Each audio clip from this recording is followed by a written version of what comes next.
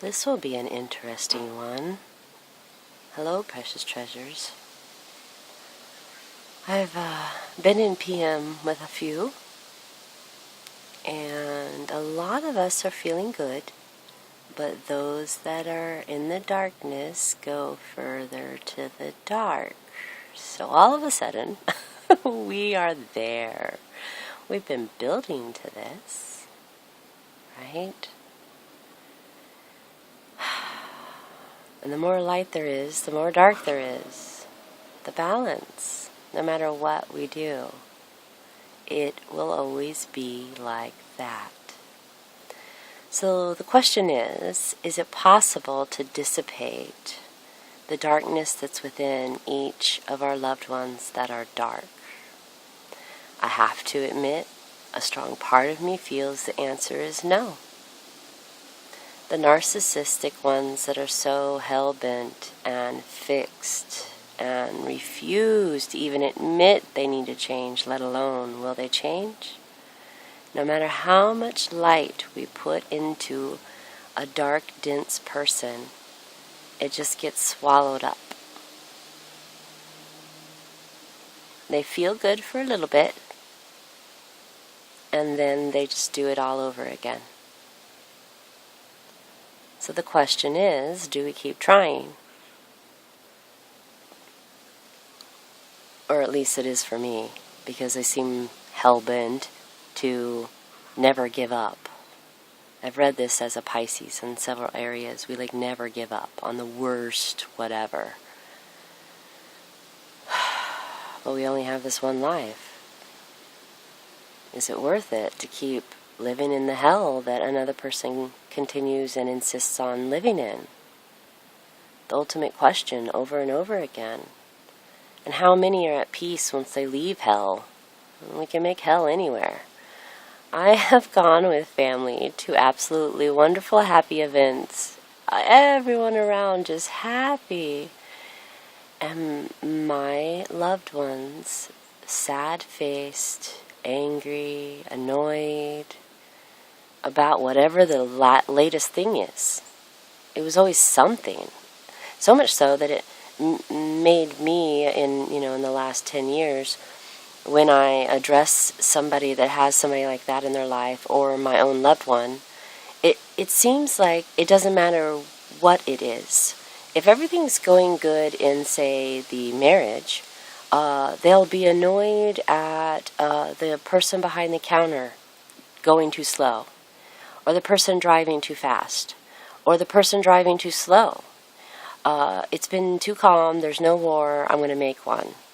And then I'm going to bitch about whatever it is for the next hour. And I'm going to tell 3 different people how annoying this person was. Oh my God. And it just wastes time, energy. It just wastes. Judgment. They're going too fast, they're going too slow. Why don't you just be yourself?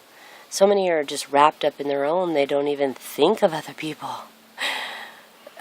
I can't even fathom that as an individual. If anything, I need to think of myself more often, which I'm finding that balance.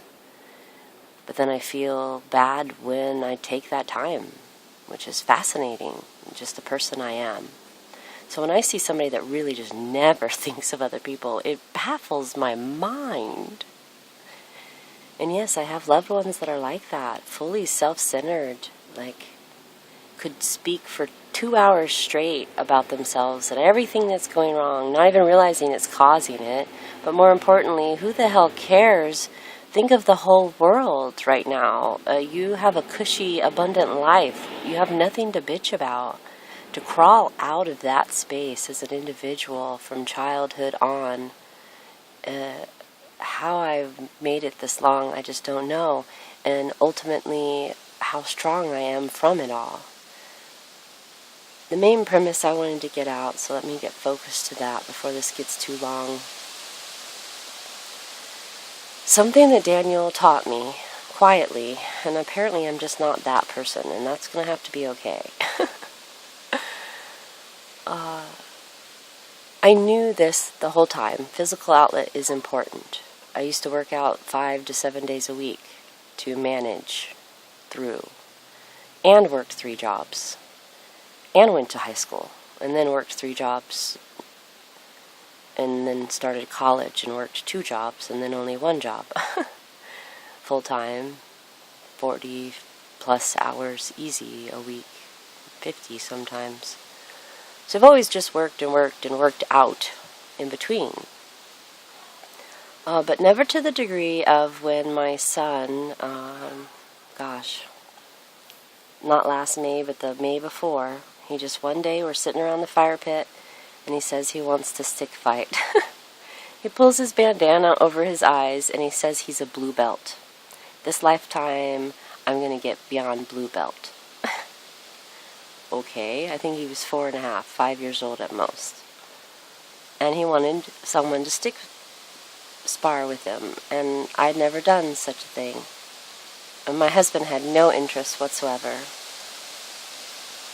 And so I felt like I had to step up for him in order to give him a buddy and get him what he needed to harness his natural, fiery power. It has been natural. I'm telling you, with that bandana over his eyes, he was blowing me away. I had to be quick. I had to learn fast. And I had to learn the hard way. Meanwhile, though, because I was getting him sticks from the forest, just trees that had fallen and trees that had to come down, we harnessed every stick that was straight enough and broke every dang one of them over the last year plus. And I remember one day being frustrated once again by a loved one that wasn't listening, that wasn't getting it, and I had to release. And I remember just taking it out on this stick, thinking it was actually stronger than I was and wouldn't break, but it started shredding. And I have to tell you, it felt good. And I was expressing this in PM, that when we have things to get out, especially as women, we're often taught not to express this anger. How many elderly that have this anger from their entire lives, and they're in their 50s and their 60s, this is where the PM and the conversation was, that one grew up in a whole nother time and told not to and keep quiet and whatever, except when you're at home, and then the real comes out, but you sit quiet in church, you sit quiet everywhere. Children are to be seen, not heard. So when they're finally opening up, it's very much like a boiling pot of water with the lid on, and it's kind of burbling and guggling, and it's popping out here and there, but underneath it is hot and it's steamy and it is icky. So for those that are in the elderly stages especially, if they're not working out on a regular basis, this is very harmful. Anyone who thinks and feels that they have depression or anxieties or any kind of mental dis-ease, is not a dis-ease, is just dis-ease within. Instead of ease and flow and peace, there's dis-ease. That's all it really is. And when we work out and we just beat the crap out of, here where I live, we have firewood, so we have to split it, we have to cut it, we have to stack it, we have to move it, and that'll wear a person out. But if you're not doing those type of activities, which is 90% of the U.S. at this point, maybe my number is a bit high, I don't know. It sure feels like the natural ways and traditions are no longer. Everybody just turns on a furnace. They just turn on their electricity. They don't have to haul their water. They turn on the faucet. So we don't have these activities wearing our physical body. We don't have these experiences. So we must get it out in a physical way. And why not, as for myself, I had to keep up with my youngest, but why not also improve my own natural skills that sat quiet? I was discouraged as a child, as a girl, and that's generational that I had to burn through. Discouraged left and right. Don't let that side of you out because a boy might not want you. Who freaking cares? I heard that once. A boy might not want you. Then he isn't the boy for me. And do I even want a boy? I always dated older men than me, never my age or younger, and married somebody older than me. If they can't handle it, go. So any woman, girl, young woman that is single at the moment and still going through your life, if you've been discouraged of that, drop it. And if a father discouraged you, think of your father encouraging you, and just learn self-defense. When I did so in college, it was fun, and I was natural feeling at it. The flow was there somehow, but I only took one semester of Aikido, and it was great going into the field I was going into, because I felt like if I was across from a crazy guy that was strong enough and went on a rampage, I would need to defend myself. Never really offense. But defense is good to have, especially if you're nervous as an individual in general also. If you want extra empowerment and strength and security in yourself and trust in yourself, it's very important to go to a few classes, watch a few videos, get a few DVDs, whichever way you learn best, and find a partner and practice some self-defense moves.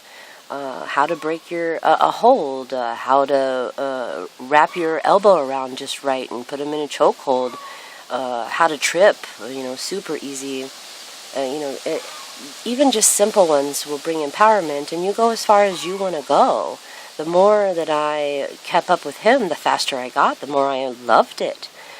So who knows where you might go with yours. You might be into weightlifting, you might be into cross-country skiing, you might be into whatever. Again, just whatever your passion is, just do that as a physical outlet, especially with this increase of energy. Because, again, the darker gets dark, then in rebound, the lighter gets light. So we had some down, and now we'll have some high, and then we'll have some down, and we'll have some high. It's just the way it's always going to be. I finally had to have acceptance for that. Fighting it isn't going to help. Trying to alter it isn't going to help. And again, I have practiced on loved ones, throwing light, loving light, giving and giving and giving and giving, and they just suck that stuff up and don't alter. So you don't have to spend the energy doing so. And this level of self-fulfilling prophecy, I kept thinking that one too. Like, well, if we hold that, there's no point, then that makes it even worse. And that's more self-prophecy. So why not go ahead and see that they're finding peace, they're finding calm. But more importantly, why not allow them to let it out? That was another thing that was spoken on in the PM. When we're often taught not to express it, that's where the problem is. When really what we need to do is encourage it. Oh, you mad? You're so mad? Get that shit out. Punch it harder. Kick it. Get an axe. Chop wood. Smack it. Carve. You ever see people that carve and they're all chill and they're laid back? They don't have a built up energy. When someone's mad and they're yelling, and it's not about you, so taking it personally isn't going to help. So when we stand and observe and we just like, whoa, what's going on here? We can address it and say, okay, I do not have to tolerate that. But more importantly, when they're really at a certain degree, the best thing you can do is encourage them to get it out. Dousing the fire with water, if you will, is just going to make steam. I'm water and some of my loved ones are fire. I've watched this happen over and over. I didn't even realize what I was doing. I was trying to allow them peace within. No, that's all right. Go ahead and rage. And I just take it on. Oh, you're mad. You're mad. You're mad. Get it out. Get it out. Get it out. Man, they just express like left and right, and then all of a sudden they feel better. And they don't even have to punch a punching bag or whatever. Hold up a pillow. Throw pillows around the room and say, I'm angry. I feel whatever. Just get it out. We're so often so taught not to, when the best thing we can do is look at it, face it. Be like, why am I angry? Why am I sad? Why am I scared? Why am I whatever feeling, emotion you want to put to it? Once we look at that and face that, that is when we heal. If we're constantly deflecting, misplacing the anger, putting it in the wrong place, instead of just saying, I'm angry that this broke, whatever, instead of yelling at the other person, or I'm angry that this is not going the way I planned, but you know what, we have to adjust the sails, and here we go. It's okay to say I'm angry. It's okay to say I'm mad. I'm grieving. It's okay to say I'm grieving is a huge one that has the most pain attached to it, and the one that needs to be expressed the most. A lot of it is childhood loss for those that have had constant traumas. So again, it's expressing it. And when do we express it the best? When we are surrounded by people that allow us to express it. So and I've often said this too with loved ones, I've loved you all this time despite you expressing in an ugly way at me. Can you just see that? I've been here all this time, still love you despite that. Now, go ahead and just scream out everything you're really angry about, because I know right now you're not angry at me. You're angry at a whole lot of stuff. Another one that I often have suggested over the last 20 years is writing it down. Having the person that's super mad but can't express it, just get a piece of paper with lines and just have them write down one word. My dad, my mom, whatever, currency, lost my job, whatever, my relationship, my dog died. I mean, like some people on the stress test, the points add up fast. So anybody that's really in that space has a lot to write down. And a lot of times you'll find with loved ones, you're not even on the list. It's just that they see that you're so strong and you'll accept them doing it. Well, then let's encourage them to do it in a healthy way. You are angry. What are you angry about? Are you tired? Do you need some food? Do you need some rest, etc.? Facing it, not taking it personally, observing it. It's kind of all those things. And so many of us are doing that, and we're doing great. Again, to come full circle, the question is any amount of work on our part going to help it? I can tell you, when someone's angry, the best thing you can do is get them outside to take a walk. But a lot of times people don't want to do that. So find a physical outlet of some sort. And pillow fights always lead to laughter at some point. Right? Sometimes we throw stuffed animals around. It's okay to get upset and express it. And the more that we express it, then when it does come out, it's like a soft little pillow fight. Like a pew pew. And whenever we do like Nerf wars or whatever, because they're boys, they're going to do those things anyways. I always imagine myself shooting butterflies and hearts and rainbows. Because I can't imagine shooting a bullet at. Which I just find funny because so many people are shooting bullets like everywhere, mentally, emotionally, and sometimes physically, unfortunately. Anyways, I think that's it for now.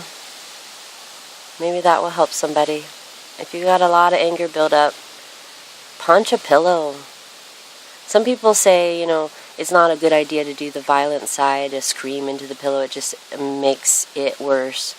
I'm not in agreement with that. I've always danced to get my extra energies out, especially if I was upset.